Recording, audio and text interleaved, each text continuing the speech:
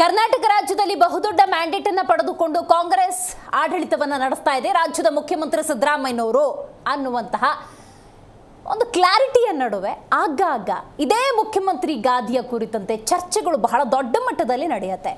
ಎಂದೂ ಮಾತನಾಡದ ಹಲವರು ತಮ್ಮ ಮುಖ್ಯಮಂತ್ರಿ ಗಾದಿಯ ಆಕಾಂಕ್ಷೆಯನ್ನ ಈ ಅವಧಿಯಲ್ಲಿ ವಿಶೇಷವಾಗಿ ಮಾಧ್ಯಮದ ಮೈಕ್ ಮುಂದೆ ಹೇಳಿಕೊಂಡ್ರು ಅಂತ ಹೇಳಿದ್ರೆ ತಪ್ಪಾಗೋದಿಲ್ಲ. ಇದು ಒಂದು ಭಾಗ. ಆದರೆ ರಾಜ್ಯದ ಉಪಮುಖ್ಯಮಂತ್ರಿ ಡಿ.ಕೆ. ಶಿವಕುಮಾರ್ ಅವರ ವಿಚಾರಕ್ಕೆ ಸಂಬಂಧಪಟ್ಟಂತೆ ಅವರ ಆಸೆ ಆಕಾಂಕ್ಷೆಗಳನ್ನು ಅವರು ನೇರವಾಗಿ ಹೇಳಿದ್ದಾರೋ ಇಲ್ವೋ, ಅವರ ಹಿಂಬಾಲಕರು ಅಥವಾ ಅಭಿಮಾನಿಗಳು ಅಥವಾ ಅವರ ಸಹೋದರ ಬಹಳ ದೊಡ್ಡ ಮಟ್ಟದಲ್ಲಿ ಅಥವಾ ಬಹಿರಂಗವಾಗಿ ಹೇಳಿಕೆಯನ್ನು ಕೊಟ್ಟಿದ್ದಾರೆ. ಇದೀಗ ನೋಡಿ, ವೀರಪ್ಪ ಮೊಯ್ಲಿ ಅವರು ರಾಜ್ಯದ ಉಪಮುಖ್ಯಮಂತ್ರಿ ಡಿ.ಕೆ. ಶಿವಕುಮಾರ್ ಅವರಿಗೆ ಮೊದಲ ಬಾರಿಗೆ MLA ಟಿಕೆಟ್ ಅನ್ನು ಕೊಟ್ಟಿದ್ರು ನೋಡಿ. ಆ ವೀರಪ್ಪ ಮೊಯ್ಲಿ ಅವರು ಇವತ್ತೊಂದು ಕಾರ್ಯಕ್ರಮದಲ್ಲಿ ರಾಜ್ಯದ ಮುಖ್ಯಮಂತ್ರಿ ಆಗುವುದಕ್ಕೆ ಎಲ್ಲಾ ರೀತಿಯ ಅರ್ಹತೆಯನ್ನು ಪಡೆದುಕೊಂಡಿರುವಂತಹ ಡಿ.ಕೆ. ಶಿವಕುಮಾರ್ ಅವರನ್ನ ಆ ಸ್ಥಾನದಲ್ಲಿ ನಾವು ಬಹಳ ಬೇಗ ನೋಡ್ತೀವಿ ಅನ್ನುವಂಥ ವಿಚಾರವನ್ನು ಹೇಳಿದ್ದಾರೆ. ಹಾಗಾಗಿ ಡಿ.ಕೆ. ಶಿವಕುಮಾರ್ ರಾಜ್ಯದ ಮುಖ್ಯಮಂತ್ರಿ ಆಗುವ ವಿಚಾರದ ಕುರಿತಂತೆ ಇವತ್ತು ನಾವು ಚರ್ಚೆ ಮಾಡಬೇಕಾದಂತಹ ಸ್ಥಿತಿ ಬಂದೊದಗಿದೆ. ಯಾಕಂದರೆ ಕಾಂಗ್ರೆಸ್ನ ಹಿರಿಯ ನಾಯಕರೊಬ್ಬರು ರಾಜ್ಯದಲ್ಲಿ ಮುಖ್ಯಮಂತ್ರಿಯಾಗಿ ಸೇವೆ ಸಲ್ಲಿಸಿದಂತಹ ಮಾಜಿ ಮುಖ್ಯಮಂತ್ರಿಗಳು ವೀರಪ್ಪ ಮೊಯ್ಲಿ ಅವರ ಬಾಯಿಂದಲೇ ಈ ವಿಚಾರ ಬಂದಿದೆ. ಹಾಗಾಗಿ ರಾಜ್ಯದ ಆ ಮುಖ್ಯಮಂತ್ರಿ ಗಾದಿಯ ವಿಚಾರ ಇನ್ನೂ ಕೂಡ ಹಗ್ಗಜಗ್ಗಾಟದ ರೀತಿ ನಡೀತಾನೆ ಇರೋದು ರಾಜ್ಯದ ಆಡಳಿತ ವ್ಯವಸ್ಥೆಯನ್ನು ಎತ್ತ ಕಡೆ ತಗೊಂಡು ಹೋಗ್ತಾ ಇದೆ ಅನ್ನುವಂಥ ಪ್ರಶ್ನೆಯನ್ನು ಹುಟ್ಟುಹಾಕಿದೆ. ರಾಜ್ಯದ ಜನತೆಗೆ ಈ ವಿಚಾರಕ್ಕೊಂದು ಕ್ಲಾರಿಟಿ ಕೊಟ್ಬಿಟ್ರೆ ಕಾಂಗ್ರೆಸ್ನವರು ಬಹಳ ಉತ್ತಮ ಅಂತ ಅನ್ಸುತ್ತೆ. ಆ ಬಗ್ಗೆ ಕೂಲಂಕುಷವಾಗಿ ಮಾತಾಡೋಣ. ನಾನು ದಿವ್ಯಶ್ರೀ.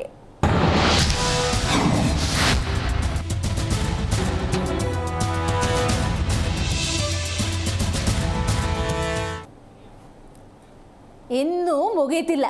ರಾಜ್ಯದಲ್ಲಿ ಮುಖ್ಯಮಂತ್ರಿ ಸ್ಥಾನದಲ್ಲಿ ಸಿದ್ದರಾಮಯ್ಯನವರು ಅಲಂಕರಿಸಿದ್ರೂ ಕೂಡ ರಾಜ್ಯದ ಮುಖ್ಯಮಂತ್ರಿ ಅನ್ನುವಂಥ ಚರ್ಚೆ ಇನ್ನೂ ಮುಗೀತಿಲ್ಲ. ಡಿ.ಕೆ. ಶಿವಕುಮಾರ್ ಪರವಾಗಿ ಮಾಜಿ ಸಿಎಂ ವೀರಪ್ಪ ಮೊಯ್ಲಿ ಅವರು ಬ್ಯಾಟ್ ಬೀಸಿದ್ದಾರೆ. ಡಿ.ಕೆ. ಶಿವಕುಮಾರ್ ಸಿಎಂ ಆಗುವುದು ನಿಶ್ಚಿತ ಅಂತ ಹೇಳಿದ್ದಾರೆ ಹಿರಿಯ ಕಾಂಗ್ರೆಸ್ ನಾಯಕರು. ಮೊಯ್ಲಿ ಮಾತಿಂದ ಹೊಸ ಮಗ್ಗಲನ್ನು ಕಾಂಗ್ರೆಸ್ ಪಡೆದುಕೊಂಡಿದೆ. ನೋಡಿ, ಇಷ್ಟು ದಿವಸಗಳ ಕಾಲ ಅವರ ಆಸೆ ಆಕಾಂಕ್ಷೆಗಳನ್ನು ಡಿ.ಕೆ. ಸುರೇಶ್ ಅವರು ಹೇಳುವಂಥದ್ದು ಅಥವಾ ಡಿ.ಕೆ. ಶಿವಕುಮಾರ್ ಅವರ ಅಭಿಮಾನಿಗಳು ಹೇಳುವಂಥದ್ದು ಇದೆಲ್ಲವೂ ಕೂಡ ನಡೀತಾ ಇತ್ತು. ಆದರೆ ಡಿ.ಕೆ. ಶಿವಕುಮಾರ್ ಅವರು ರಾಜ್ಯದ ಮುಖ್ಯಮಂತ್ರಿ ಆಗೋದು ಆ ಕಾಲ ಏನಾದರೂ ಸನ್ನಿಹಿತವಾಯ್ತಾ ಅನ್ನುವಂಥ ಪ್ರಶ್ನೆ ಉದ್ಭವಿಸಿದೆ. ಯಾಕಂದರೆ ಹಿರಿಯ ನಾಯಕರೊಬ್ಬರು, ರಾಜಕೀಯ ಧುರೀಣರು ವೀರಪ್ಪ ಮೊಯ್ಲಿ ಅವರೇ ಇವತ್ತು ಆ ಬಗ್ಗೆ ಮಾತಾಡಿರುವಂಥದ್ದು. ಹಾಗಾದರೆ ಅದಕ್ಕೆ ಡಿ.ಕೆ. ಶಿವಕುಮಾರ್ ಅವರ ಪ್ರತಿಕ್ರಿಯೆ ಏನಿರುತ್ತೆ, ಇದು ಕೂಡ ಬಹಳ ಮುಖ್ಯ. ರಾಜ್ಯದಲ್ಲಿ ಮುಖ್ಯಮಂತ್ರಿ ಗಾದಿಯನ್ನು ಸದ್ಯ ಅಲಂಕರಿಸಿರುವಂಥ ಸಿದ್ದರಾಮಯ್ಯನವರ ಪ್ರತಿಕ್ರಿಯೆಯೂ ಇದು ಕೂಡ ಬಹಳ ಮುಖ್ಯ. ಹಾಗಾಗಿ ಇಷ್ಟೆಲ್ಲ ಬೆಳವಣಿಗೆಗಳ ನಡುವೆ ವಿರೋಧ ಪಕ್ಷ ಇದಕ್ಕೆ ಏನೇನತ್ತೆ, ಇದು ಕೂಡ ಬಹಳ ಮುಖ್ಯ. ಯಾಕೆ ವಿರೋಧ ಪಕ್ಷ ಇಲ್ಲಿ ಮುಖ್ಯ ಅಂತ ಆಗುತ್ತೆ ಅಂತ ನಾವು ನೋಡ್ತಾ ಹೋಗೋದಾದರೆ, ರಾಜ್ಯದ ಮುಖ್ಯಮಂತ್ರಿ ಆಗಬೇಕು ಆಸೆ ಆಕಾಂಕ್ಷೆ ಯಾರಿಗಿರೋದಿಲ್ಲ. ಅಫ್ಕೋರ್ಸ್ ಆ ಸಾಲಿನಲ್ಲಿ ಡಿ.ಕೆ. ಶಿವಕುಮಾರ್ ಅವರು ಇದ್ದಾರೆ ಅಂತ ಅಂದ್ಕೊಳ್ಳೋಣ. ಅದು ಕಾಂಗ್ರೆಸ್ನಿಂದಲ ಅಥವಾ ಬೇರೆ ಪಕ್ಷದಿಂದಲ ಅನ್ನೋ ಬಗ್ಗೆ ಕೂಡ ಒಂದಷ್ಟು ವದಂತಿಗಳು ಸೃಷ್ಟಿಯಾಯಿತು. ಇದಕ್ಕೆ ಸಂಬಂಧಪಟ್ಟಂತೆ ಸುರೇಶ್ ಗೌಡರು ಕೂಡ ಅವರೇನಾದರೂ BJPಗೆ ಬರೋದಾದರೆ, ಡಿ.ಕೆ. ಶಿವಕುಮಾರ್ ಅವರು BJPಗೆ ಬರೋದಾದರೆ ಹೃದಯಪೂರ್ವಕವಾಗಿ ಸ್ವಾಗತವನ್ನು ಕೋರ್ತೀವಿ ಅನ್ನುವಂಥ ವಿಚಾರವನ್ನು ಪ್ರಸ್ತಾಪ ಮಾಡಿದರು. ಇಷ್ಟೆಲ್ಲ ಬೆಳವಣಿಗೆಗಳ ನಡುವೆ ವೀರಪ್ಪ ಮೊಯ್ಲಿ ಅವರು ಕೊಟ್ಟಿರುವಂಥ ಸ್ಟೇಟ್ಮೆಂಟ್ ಗಮನಾರ್ಹ, ಭಾಳ ಸಂಚಲನವನ್ನು ಹುಟ್ಟು ಹಾಕಿದೆ. ರೈಟ್, ಈ ಬಗ್ಗೆ ಹಾಗಾದರೆ ವೀರಪ್ಪ ಮೊಯ್ಲಿ ಅವರು ಏನು ಹೇಳಿದ್ದಾರೆ, ಸಿದ್ದರಾಮಯ್ಯನವರು ಹೇಳಿದ್ದಾರೆ. ಇನ್ನು ವೀರಪ್ಪ ಮೊಯ್ಲಿ ಅವರು ಸಿದ್ದರಾಮಯ್ಯನವರ ಸ್ಟೇಟ್ಮೆಂಟ್ಗೆ ಸಂಬಂಧಪಟ್ಟಂತೆ ಡಿ.ಕೆ. ಶಿವಕುಮಾರ್ ಅವರು ಏನು ಹೇಳಿದ್ದಾರೆ ನೋಡ್ಕೊಂಬರೋಣ. ನಮ್ಮ ಡಿ.ಕೆ. ಶಿವಕುಮಾರ್ ಮುಖ್ಯಮಂತ್ರಿ ಆಗೋದನ್ನು ತಪ್ಪಿಸ್ಲಿಕ್ಕೆ ಆಗೋದಿಲ್ಲ. ಹಾಗಾದರೆ ಅದು ವರ ಯಾರು ಕೊಡತಕ್ಕಂಥ ವರ ಅಲ್ಲ, ಅವರು ಸಂಪಾದನೆ ಮಾಡತಕ್ಕಂಥ ಒಂದು ಶಕ್ತಿ ಅದು ಮುಖ್ಯಮಂತ್ರಿ ಪದವಿ. ಆದ್ದರಿಂದ ಇಂಥ ಒಂದು ಸಂದರ್ಭದಲ್ಲಿ, ಅದು ಕೂಡ ಕಾರ್ಕಳದ ಪುಣ್ಯಭೂಮಿಯಲ್ಲಿ ಈ ಮಾತನ್ನು ಹೇಳುವಾಗ ಇದಕ್ಕೆ 100ಕ್ಕೆ 100 ಸತ್ಯ. ನಾನು ಹೇಳೋದಿದ್ರೆ ನೀವು ಮಾತ್ರ ಪ್ರತಿಕ್ರಿಯೆ ಕೊಡಬಾರ್ದು ಯಾವುದಕ್ಕೂ ಈ ಮುಖ್ಯಮಂತ್ರಿ ಪದವಿ ವಿಷಯದಲ್ಲಿ. It is A settled matter. ಇದು ತೀರ್ಮಾನ ಆಗಿಬಿಟ್ಟಿದೆ, ಜನರ ಮನಸ್ಸಿನಲ್ಲಿ ತೀರ್ಮಾನ ಆಗಿದೆ, ನಮ್ಮ ಇತಿಹಾಸ ತೀರ್ಮಾನ ಮಾಡಿದೆ. ಅದರ ಯಾರಿಗೂ ತಪ್ಪಿಸಿ ಇವತ್ತು ಅಥವಾ ನಾಳೆ, ಅದಕ್ಕೆ it's A matter of time ಅಷ್ಟೇ. ಅದಕ್ಕೆ ಯಾರು ಕೂಡ ಅದಕ್ಕೆ ಅವರ ಸಪೋರ್ಟರ್ಸು ಕೂಡ ಸುಮ್ಮನೆ ನಾವೇ ಮಾಡಿಸಿದ್ದೇವೆ ಅಂತೇಳಿ ಯಾರು ಹೇಳ್ಕೊಳ್ಬೇಕಾದಂಥ ಅವಶ್ಯಕತೆ ಇಲ್ಲ. ಅಥವಾ ಇವತ್ತು ಇದು ಆಗಬಾರ್ದು ಅಂತೇಳಿ ತಪ್ಪಿಸ್ಕೊಳ್ಳಿಕ್ಕೆ ಅದು ಇವತ್ತು ಯಾವ ಕೋಟಿ ಕೋಟಿ ಪ್ರಯತ್ನ ಮಾಡಿದರೂ ಕೂಡ ಯಾರಿಗೂ ಕೂಡ ಅದು ಸಾಧ್ಯ ಆಗುವುದಿಲ್ಲ ಎಂಬುದನ್ನು ಕೂಡ ಸ್ವತಃಸಿದ್ಧ. ನಾನು ಮತ್ತೆ ಹೇಳ್ತಾ ಇದ್ದೀನಿ, ಹೈಕಮಾಂಡ್ ತೀರ್ಮಾನ ಈಗ ಮೊಯ್ಲಿಯವರು ಹೇಳೋದು ಅಥವಾ ಇನ್ನೊಬ್ರು ಹೇಳೋದು ಮುಖ್ಯ ಅಲ್ಲ.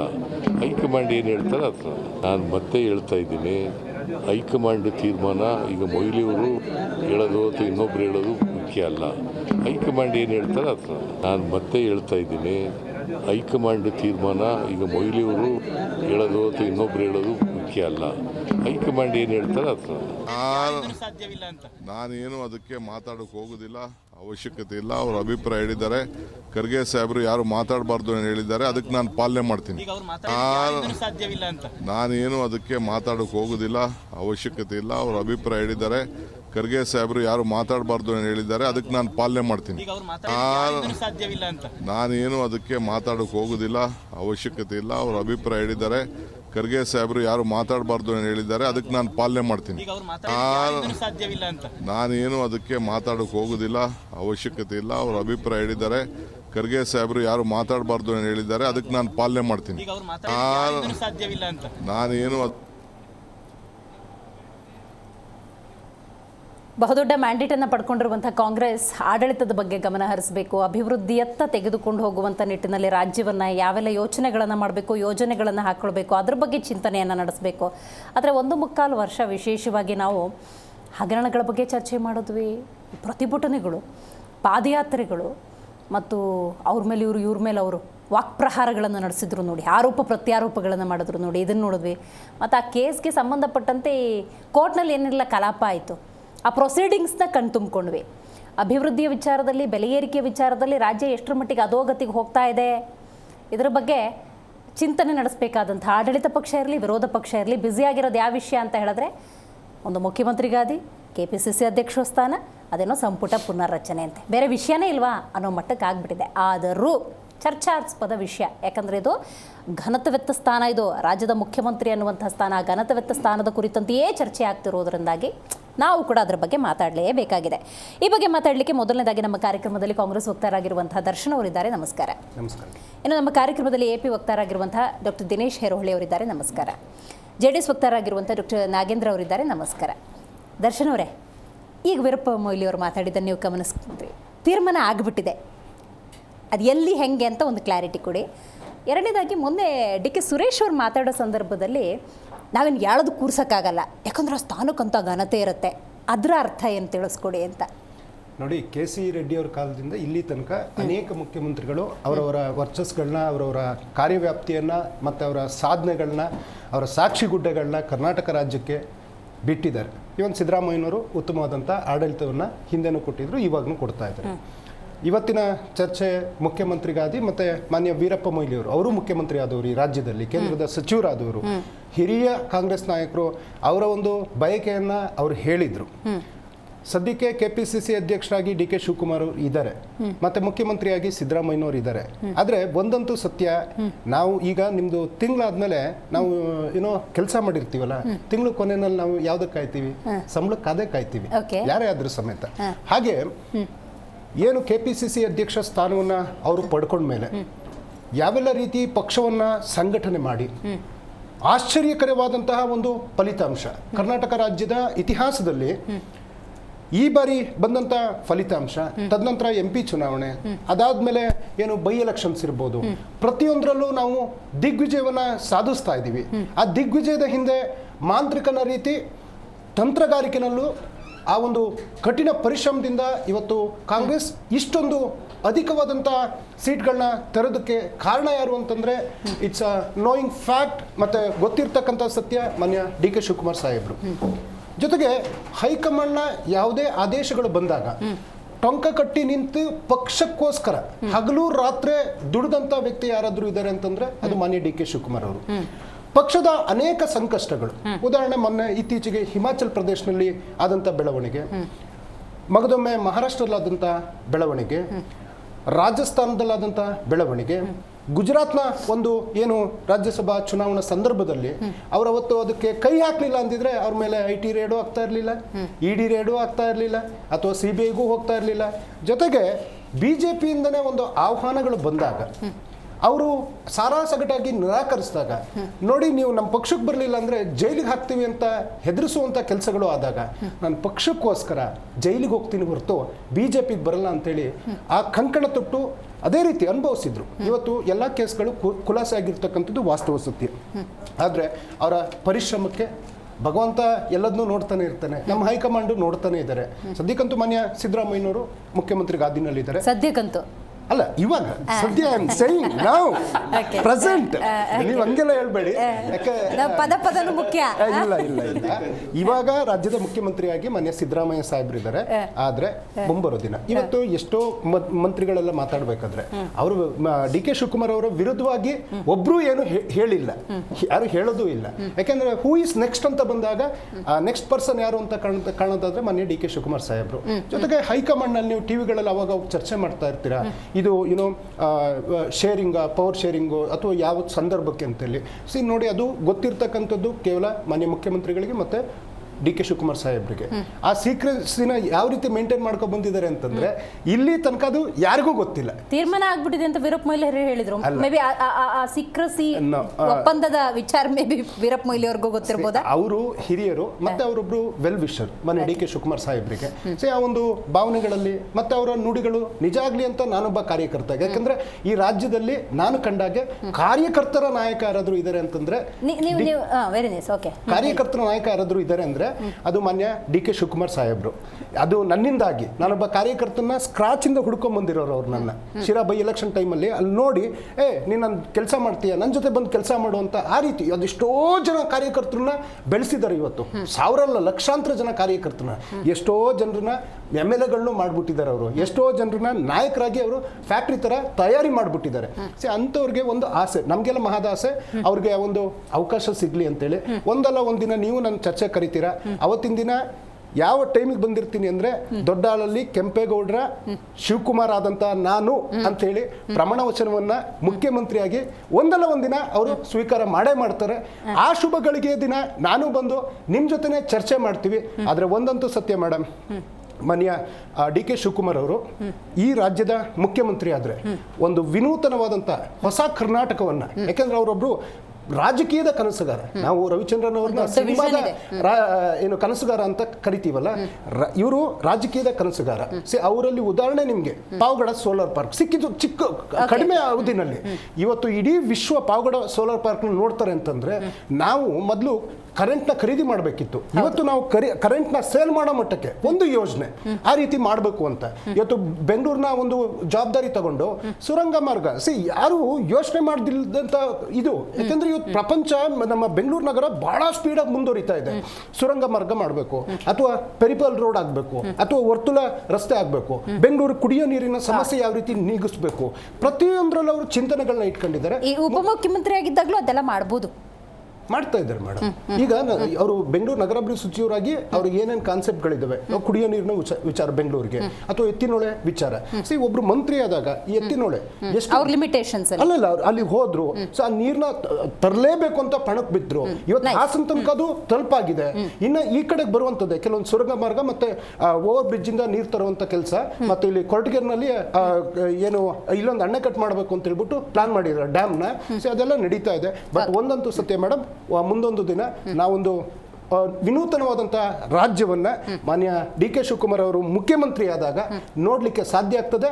ಅವ್ರು ನಾನು ಏನಂತ ಹೇಳಿದೆ, KC ರೆಡ್ಡಿ ಅವರಿಂದ ಹಿಡಿದು ಇವತ್ತಿನ ಸಿದ್ದರಾಮಯ್ಯನವರ ತನಕ ಅವರವರ ಸಾಕ್ಷಿ ಗುಡ್ಡೆ ಯಾವ ರೀತಿ ಬಿಟ್ಟಿದ್ದಾರೆ, ಅದೆಲ್ಲದಕ್ಕಿಂತ ವಿನೂತನವಾದಂತಹ ಸಾಕ್ಷಿ ಗುಡ್ಡೆಯನ್ನ ನಮ್ಮ ನಾಡಿಗೆ ಮಾನ್ಯ DK ಶಿವಕುಮಾರ್ ಅವರು ಮುಖ್ಯಮಂತ್ರಿ ಆದ ಮೇಲೆ ಆ ಕೆಲಸಗಳನ್ನ ಮಾಡಿ ತೋರಿಸೋರಿದ್ದಾರೆ ಮೇಡಮ್. Very nice. ಇದೀಗ ನಮ್ಮ ಕಾರ್ಯಕ್ರಮದಲ್ಲಿ BJP ವಕ್ತಾರರಾಗಿರುವಂತಹ ಸನತ್ ಅವರು ಭಾಗಿಯಾಗಿದ್ದಾರೆ. ನಮಸ್ಕಾರ ಸನತ್ ಅವರಿಗೆ.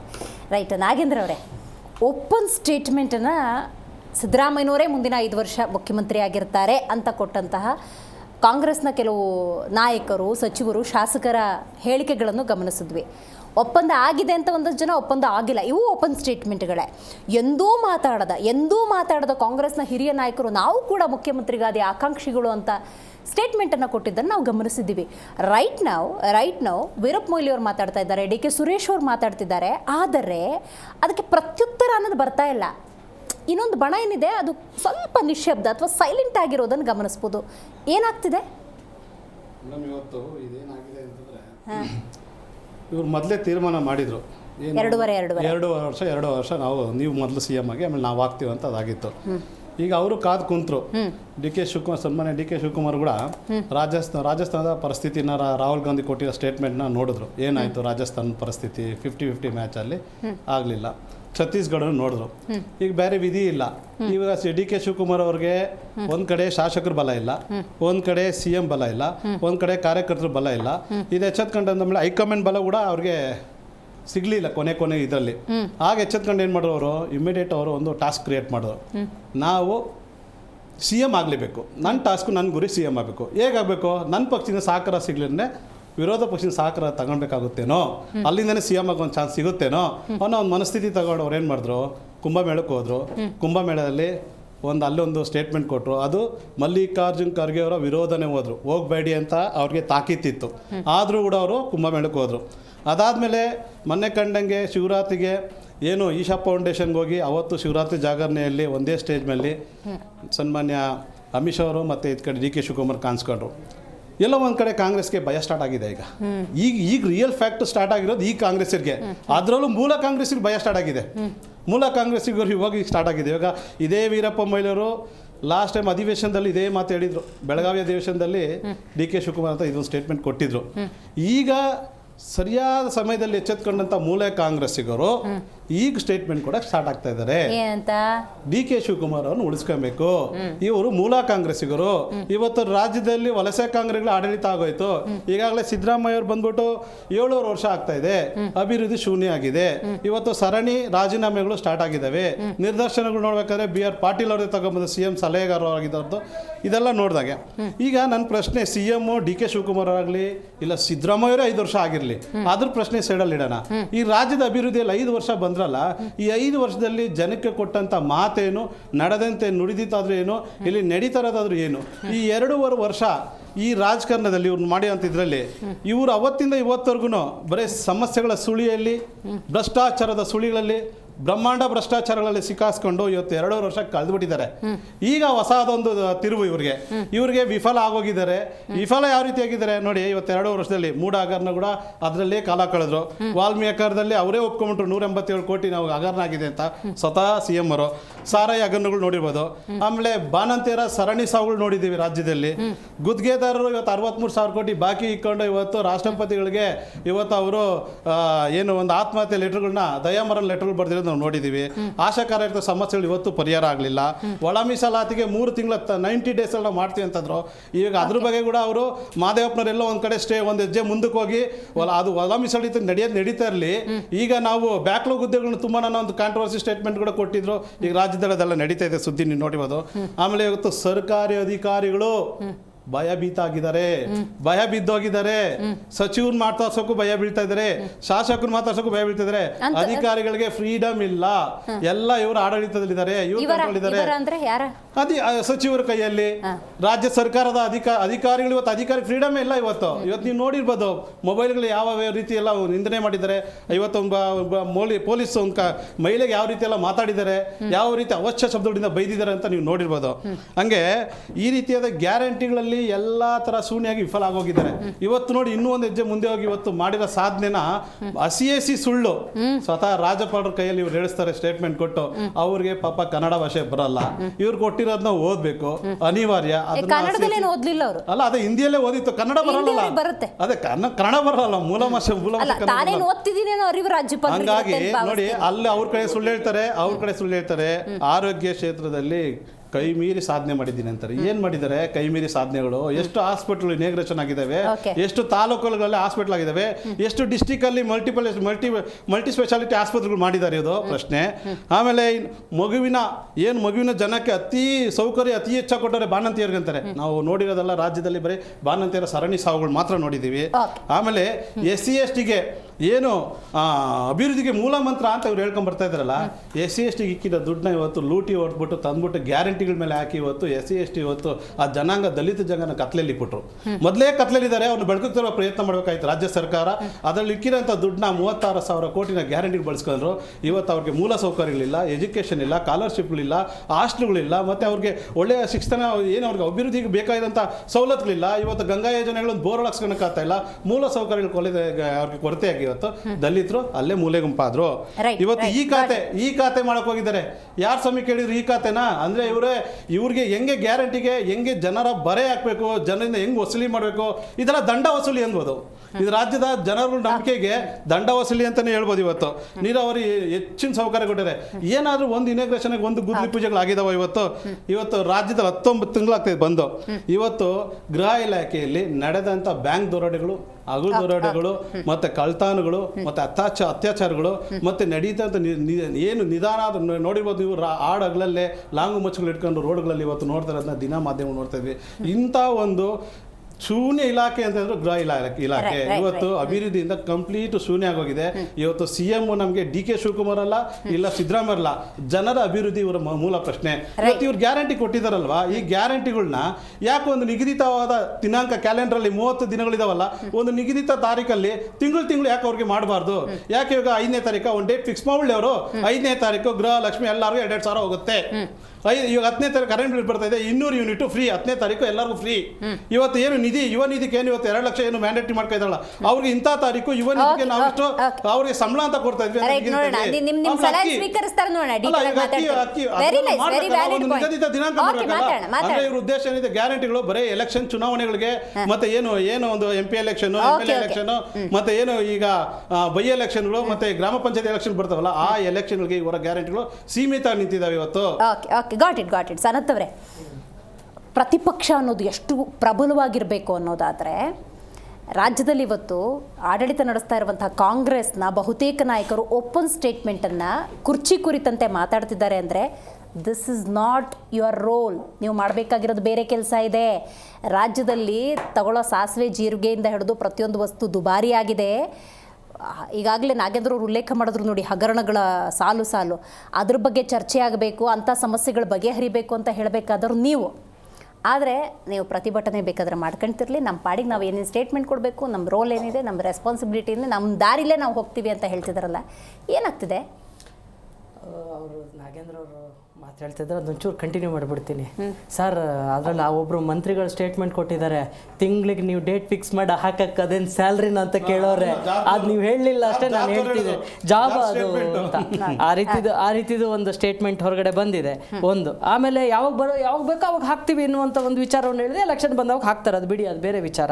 ಆಮೇಲೆ ನೀವು ಅಭಿವೃದ್ಧಿಯ ವಿಚಾರವನ್ನು ಹೇಳ್ತಾ ಇದ್ರೆ, ನಾವು ಅಭಿವೃದ್ಧಿಯ ವಿಚಾರವನ್ನು ಮಾತಾಡ್ತಾ ಹೋದರೆ ಅವರು ಅದು ಯಾವ ಚರ್ಚೆಗೂ ಬರೋದಿಲ್ಲ ವಿಧಾನಸೌಧದಲ್ಲಿ ಒಂದು. ಆಮೇಲೆ ಇವರು ಇಲ್ಲ, ನಾನು ಕೇಳಿದ ಪ್ರಶ್ನೆ ಏನು ಗೊತ್ತಾ ಸನತ್ ಅವರೇ, ನಿಮ್ಮ ರೋಲ್ ಬಗ್ಗೆ ನಾನು ಮಾತಾಡ್ತಾ ಇದ್ದೀನಿ. ಇವತ್ತು DK ಶಿವಕುಮಾರ್ ಅವ್ರು ಮಾತಾಡ್ತಾ ಇದ್ದಾರೆ, ಸಿದ್ದರಾಮಯ್ಯನವ್ರು ಮಾತಾಡ್ತಾ ಇದ್ದಾರೆ, ಮೊಯ್ಲಿ ಅವ್ರು ಮಾತಾಡಿದ್ರು, DK ಸುರೇಶ್ ಅವ್ರು ಮಾತಾಡಿದ್ರು. ಇವೆಲ್ಲ ಪಕ್ಷದ ವೇದಿಕೆಯಲ್ಲಿ ಚರ್ಚೆ ಆಗಬೇಕಾಗಿರೋದು. ನೋಡಿ, RV ದೇಶಪಾಂಡೆ ಅವರು ಎಂದೂ ಮಾತಾಡ್ತಿರಲಿಲ್ಲ, ಅವ್ರು ಮಾತಾಡಿದ್ರು ಹಿಂದೊಂದ್ಸಲ. ಡಾಕ್ಟರ್ G ಪರಮೇಶ್ವರ್ ಅವ್ರು ಮಾತಾಡಿದ್ರು. ನೋಡಿ, ಅವೆಲ್ಲ ಪಕ್ಷದ ವೇದಿಕೆಯಲ್ಲಿ ಚರ್ಚೆ ಆಗಬೇಕಾಗಿದ್ದೇನು? ಅಲ್ಲಲ್ಲ, ಈಗ ಅವರು ಮಾತಾಡಬೇಕಾಗಿದ್ದೇನು? ಓಪನ್ ಸ್ಟೇಟ್ಮೆಂಟ್ ಅನ್ನು ಕೊಡಬೇಕಾಗಿದ್ದೇನು? ಅಭಿವೃದ್ಧಿ ದೃಷ್ಟಿಯಿಂದ, ಯೋಜನೆಗಳ ದೃಷ್ಟಿಯಿಂದ ಎಲ್ಲಿ ಗುದ್ಲಿ ಪೂಜೆ ಮಾಡಿದ್ರು, ಯಾವ ಕಾಮಗಾರಿ, ಸದ್ಯಕ್ಕೆ ಗ್ಯಾರಂಟಿ ಯೋಜನೆಗಳ ಸ್ಟೇಟಸ್ ಏನಿದೆ, ಇದನ್ನ ಕೊಡ್ಬೇಕಾಗಿಲ್ಲ. ಅದನ್ನ ಮಾತಾಡೋದು ನೀವು ಮಾಡ್ಬೇಕು ಅಂತೀನಿ ನಾನು. ಅಲ್ಲ, ಮಾತಾಡೋ ಒಂದ್ ನಿಮಿಷ ನಾವು ಅವರ ವಿರುದ್ಧವಾಗಿ ನಾವೆಲ್ಲ ವಿಚಾರದಲ್ಲೂ ಹೋರಾಟಕ್ಕೆ ಇಳಿದಂತ ಸಂದರ್ಭದಲ್ಲಿ ನಮ್ಗೆ ಅವರು ಯಾವುದನ್ನು ಹೋರಾಟ ಮಾಡಕ್ ಬಿಡ್ತಾ ಇಲ್ಲ. ಒಂದು ಫಸ್ಟ್ ಪಾಯಿಂಟ್. ಸೆಕೆಂಡ್ ಪಾಯಿಂಟ್, ಸದನದಲ್ಲಿ ಚರ್ಚೆ ಮಾಡೋಣ ಅಂತ ಹೋದ್ರೆ ಸದನನ ಒಂದ್ ದಿವಸನೇ ಮೊಟಕುಗೊಳಿಸ್ಬಿಟ್ಟು ಹೊಟ್ಟೋಗ್ತಾರೆ. ಆ ವಿಚಾರ ಬಂದವಾಗ ಕೆಲವೊಂದು ಅಭಿವೃದ್ಧಿ ವಿಚಾರನ ಎತ್ಕೊ ಬರ್ತಾ ಇದೀವಿ ನಾವು. ಮಾತಾಡುವಂತ ವಿಚಾರದಲ್ಲಿ BMTC ದರ ಹೇಗೆ ರೈಸ್ ಆಗಿದೆ ನಿಮಗೆ ಗೊತ್ತಿದೆ. ಅದಾದ್ಮೇಲೆ ಅಫಿಡವಿಟ್ 20 ರೂಪಾಯಿ ಇದನ್ನು 100 ರೂಪಾಯಿ ಮಾಡಿದ್ದಾರೆ. ಮಾರ್ಗಸೂಚಿ ದರ ಅದು ಕೃಷಿ ಭೂಮಿಗೆ 50% ಇದು ಮಾಡಿದ್ದಾರೆ.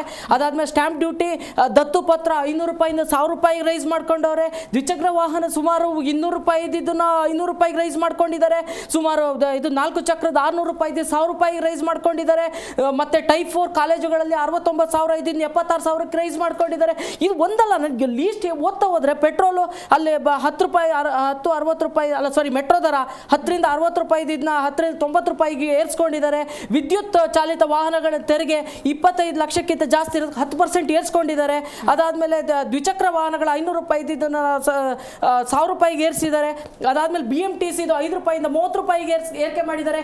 ಅದಾದ್ಮೇಲೆ KSRTC 15% ಏರಿಕೆ ಮಾಡಿದ್ದಾರೆ. ಬೀಜಗಳಲ್ಲಿ ಬಿತ್ತನೆ ಬೀಜಗಳಲ್ಲಿ 50ರಿಂದ 60% ಏರಿಕೆ ಮಾಡಿದ್ದಾರೆ. ಬಿಯರ್ ಬೆಲೆಯಲ್ಲಿ 20ರಿಂದ 20% ಇದ್ದಿದ್ದನ್ನು 10% ಮತ್ತೆ ಜಾಸ್ತಿ ಅಬಕಾರಿ ಸುಂಕ ಏರಿಸ್ಕೊಂಡಿದ್ದಾರೆ. ಅದ್ರ ಮೇಲ್ಗಡೆಗೆ ಹಾಲಿನ ಬೆಲೆಗಳನ್ನ ಅದನ್ನ ರೈಸ್ ಮಾಡಿದ್ರು. ಅದನ್ನ ಇವತ್ತು ಇವ್ರ ಹತ್ರ ಹೇಳ್ತಾ ಇದ್ದಾರೆ 1 ಲಕ್ಷ ಲೀಟ್ರು ಇವ್ರ ಹತ್ರ ಯಾರು ಗವರ್ನರ್ ಹತ್ರ ಹೇಳಿಸ್ತಾರೆ 1 ಲಕ್ಷ ಲೀಟರ್ ಉತ್ಪಾದನೆ ಜಾಸ್ತಿ ಆಗಿದೆ ಅಂತ. ಅದಾದ್ಮೇಲೆ ಇವ್ರು ಏನ್ ಗೊತ್ತಾ, ಮಾಡದಿರೋ ಕೆಲಸಗಳೆಲ್ಲ ನಾವು ಮಾಡಿದೀವಿ ಅಂತ ಹೇಳ್ಕೊಂಡು ಹೋಗ್ತಾ ಇದ್ದಾರೆ.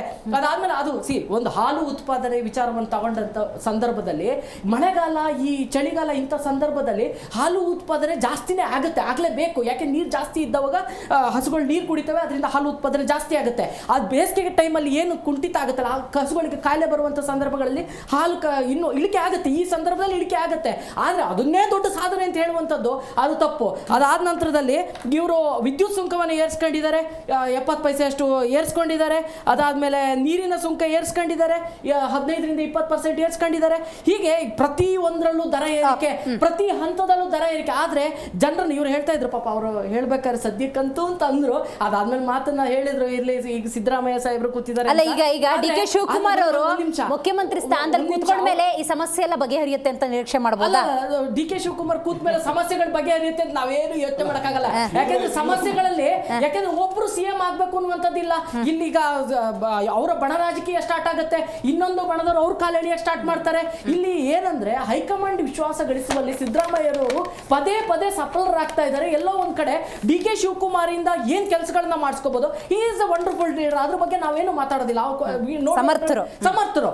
ಆದ್ರೆ ಅವ್ರನ್ನ ಎಲ್ಲಿ ಅಂತ ಹೇಳಿದ್ರೆ ಬೇರೆ ಬೇರೆ ಎಲೆಕ್ಷನ್ ಗಳಿಗೆ ಯೂಸ್ ಮಾಡ್ಕೊಂಡು ಅವರಲ್ಲಿ ಇರುವಂತ ಕ್ಷಮತೆನ ಅಲ್ಲಿ ಯೂಸ್ ಮಾಡ್ಕೊಂತಿದ್ದಾರೆ ಹೊರತು ರಾಜ್ಯಕ್ಕೆ ಎಲ್ಲಿ ಯೂಸ್ ಆಗ್ಬೇಕಿತ್ತು ಅದನ್ನ ಮಾಡ್ತಾ ಇಲ್ಲ. ಒಂದು ಅದು ಇನ್ನೊಂದು ಏನು ಅಂತ ಹೇಳಿದ್ರೆ, ಇವ್ರು ಹೇಳ್ತಾರೆ, ಪಾಪ ಅವ್ರು ಹೇಳ್ಬೇಕಾದ್ರೆ ಒಳ್ಳೆ ಖುಷಿಯಾಗಿ ಹೇಳಿದ್ರು, ಪಾಪ ಅವರ ಆತ್ಮೀಯರು ನಮ್ಗೆ ಗೊತ್ತದು, ಆ ರೀತಿ ಅವರಿಗೂ ಒಂದು ಹೆಲ್ಪ್ ಆಗುತ್ತೆ. ಆಮೇಲೆ ಸೋಲಾರ್ ಪಾರ್ಕಿನ ವಿಚಾರವನ್ನ ಹೇಳ್ತಾ ಇದ್ರು.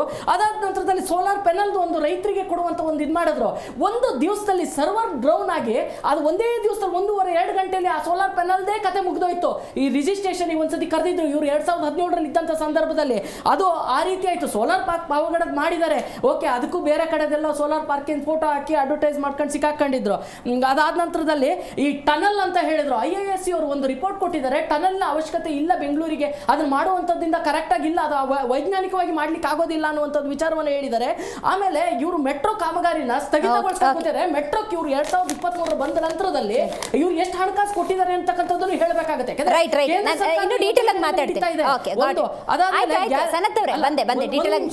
ಲಾಸ್ಟ್ ಪಾಯಿಂಟ್ ಮಾಡ್ತೀನಿ. 9 ಯೂನಿವರ್ಸಿಟಿನ ಮುಚ್ಚುತ್ತೀವಿ ಅಂತ ಹೋಗಿದ್ದಾರೆ ನೋಡಿ. ಅವರು ಏನ್ ಇದು ಕೊಡ್ತಾ ಇದಾರಲ್ಲ, ಯುವಶಕ್ತಿ ಯೋಜನೆ ಯುವನಿಧಿ ಯೋಜನೆ ಕೊಡ್ತಾ ಇದಾರಲ್ಲ, ಆ ಯುವನಿಧಿ ಖರ್ಚಾಗೋದು 250 ಕೋಟಿ ಫಸ್ಟ್ ವರ್ಷ ಇಟ್ಟಿದ್ದಾರೆ. 1250 ಕೋಟಿ 2ನೇ ವರ್ಷದಿಂದ ಬೇಕಾಗುತ್ತೆ ಅಂತ ಹೇಳಿದ್ದಾರೆ. ಅದು ಅಷ್ಟು 5 ವರ್ಷಕ್ಕೆ ತಗೊಂಡ್ರೆ 5250 ಕೋಟಿ ಆಗುತ್ತೆ. ಆದ್ರೆ ಆ 9 ಯೂನಿವರ್ಸಿಟಿಯ ಪುನಶ್ಚೇತನಕ್ಕೆ ಬೇಕಾಗಿರುವುದು 3028 ಕೋಟಿ ಅಷ್ಟೇ. ಅಂದ್ರೆ ಆ ಹಣ ಇಲ್ಲಿಗೆ ತಂದ್ಕೊಂಡ್ರೆ ಯೂನಿವರ್ಸಿಟಿ ಉಳ್ಕೊಳ್ಳುತ್ತೆ, ನಮ್ಮ ಹುಡುಗರು ವಿದ್ಯಾವಂತರಾಗುತ್ತೆ. ಆ ರೀತಿಯಾಗಿ ಚಿಂತನೆ ಮಾಡುವಂಥದ್ದು ಈ ರಾಜ್ಯ ಸರ್ಕಾರದಲ್ಲಿ ನಡೀತಾ ಇಲ್ಲ ಅನ್ನುವಂಥದ್ದು ಒಂದು ಕ್ವಶನ್ ಮಾರ್ಕ್ ಇಲ್ಲಿ. ರೈಟ್ ದಿನೇಶ್ ಅವರೇ, ಈಗ JDS ಮತ್ತು BJP ವಕ್ತಾರರು ರಾಜ್ಯದ ಸಮಸ್ಯೆಗಳನ್ನು ಉಲ್ಲೇಖ ಮಾಡ್ತಿದ್ದರಿಂದಾಗಿ ನಾನು ಕೂಡ ಸೈಲೆಂಟ್ ಆಗಿದೆ. ಯಾಕಂದರೆ ಅದು ನಮ್ಮದು ಸಾಮಾಜಿಕ ಕಳಕಳಿಯ ಕಾರ್ಯಕ್ರಮ ಆಗಿರೋದ್ರಿಂದಾಗಿ. ಇವತ್ತಿನ ಟಾಪಿಕ್ ಇರೋದು DK ಶಿವಕುಮಾರ್ ಅವ್ರ ಕುರಿತಂತೆ. ಈಗ ನೋಡಿ, BJP ಮತ್ತು JDS ಅವರು ರಾಜ್ಯದ ಅಭಿವೃದ್ಧಿ ಎಷ್ಟರ ಮಟ್ಟಿಗೆ ಕುಂಠಿತ ಆಗೋದನ್ನೇ ಉಲ್ಲೇಖ ಮಾಡಿದ್ರಿಂದಾಗಿ ಅವ್ರ ಕಾಂಟೆಕ್ಸ್ನ ನಾನು ಸುಮ್ಮನೆ ಗೆಸ್ ಮಾಡೋದು, ಗೊತ್ತಿಲ್ಲ ಅವ್ರದ್ದೇನಿದೆ.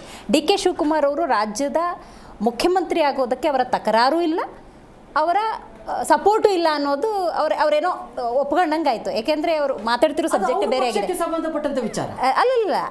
ಈಗ ನೋಡಿ, ನೀವು ಇದನ್ನಿಷ್ಟು ಅಭಿವೃದ್ಧಿ ವಿಚಾರ ಉಲ್ಲೇಖ ಮಾಡಿದ್ರಲ್ಲ, ಏನೇನು ಸಮಸ್ಯೆ ಇದೆ ಅಂತ. ಈಗ ಹೊಸ ಮುಖ್ಯಮಂತ್ರಿ ಬಂದರೆ ಏನು ಚೇಂಜಸ್ ಆಗುತ್ತೆ ಅನ್ನೋ ಅಂತ ಒಂದು ಕ್ಲಾರಿಟಿ ಬೇಕು ನಮಗೆ ನಿಮ್ಮ ಕಡೆಯಿಂದ. ಸರ್, ನೀವು ಕಂಟಿನ್ಯೂ ಮಾಡಿ. ಇವತ್ತಿನ ಪರಿಸ್ಥಿತಿ ಏನು, ವೀರಪ್ಪ ಮೊಯ್ಲಿ ಅವರ ಹೇಳಿಕೆ ನಾವು ನೋಡೋದಾದ್ರೆ, ಕಾಂಗ್ರೆಸ್ನಲ್ಲಿ ಮೊದಲಿಂದ ಬಂದಿರೋದು ಹೈಕಮಾಂಡ್ ಸಂಸ್ಕೃತಿ. ಅವ್ರು ಹೈಕಮಾಂಡ್ ಹೇಳಿದ ತಕ್ಷಣ ಎಂಥವ್ರು ಎದುರು ಸೈಡ್ ಲೈನ್ ಆಗ್ಬಿಡ್ತಾರೆ. ಇದಕ್ಕೆ ಸಾಕಷ್ಟು ನಿದರ್ಶನ ಇದೆ. ವೀರೇಂದ್ರ ಪಾಟೀಲ್ ಅವರು ಇದ್ದಾಗ ಒಳ್ಳೆ ನಾಯಕ ಅಂದರು, ಅವ್ರು ಬಿದ್ದು ಆದ ತಕ್ಷಣ ಎಲ್ಲ ಬಂಗಾರಪ್ಪ ಅವರ ಹಿಂದೆ ಬಂದರು.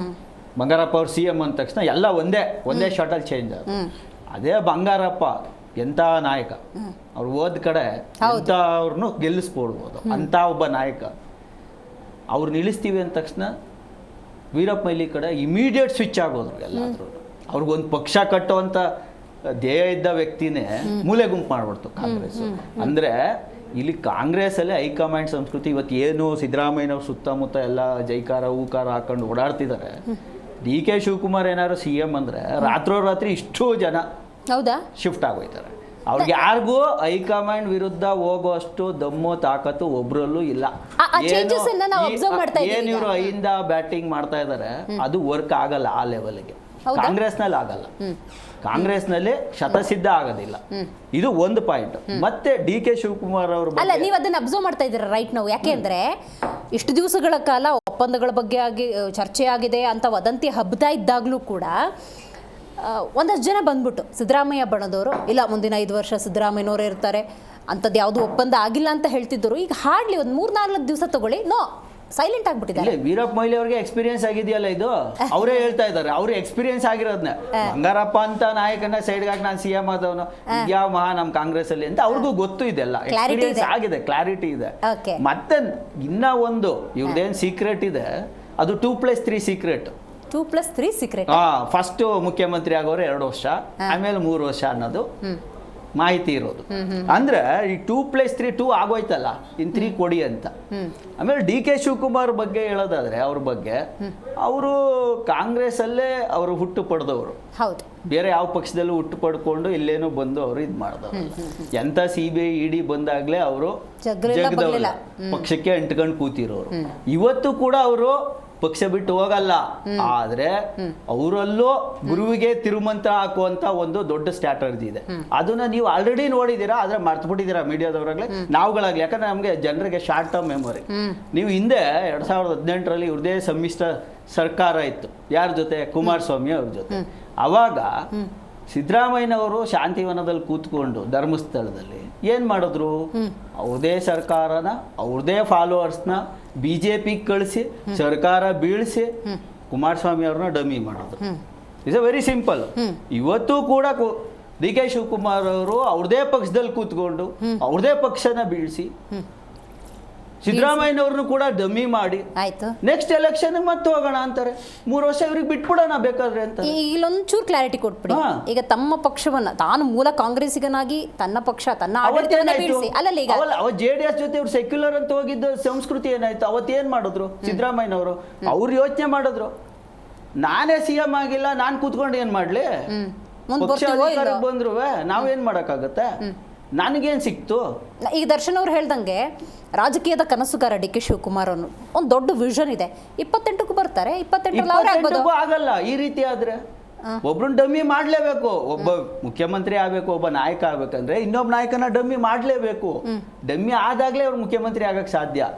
ಅವತ್ತು ಕುಮಾರಸ್ವಾಮಿ ಅವ್ರ ಜೊತೆ ಅವ್ರು ಕೈ ಜೋಡಿಸ್ಕೊ ಬಂದಿದ್ರೆ 5 ವರ್ಷ ಅವ್ರು CM ಆಗ್ಬಿಟ್ಟಿದ್ರೆ ಕುಮಾರಸ್ವಾಮಿ ಅವರೇ, ಇವತ್ತು ಸಿದ್ದರಾಮಯ್ಯ ಅವ್ರು ಎಲ್ಲಿ ಇರ್ತಿದ್ರು CM ಆಗಿ? ಮತ್ತೆ ಕುಮಾರಸ್ವಾಮಿ ಅವ್ರ ಎಲೆಕ್ಟ್ ಆಗ್ಬೋದಿತ್ತು, ಇನ್ನೊಂದೇನೋ ಆಗ್ಬೋದಿತ್ತು.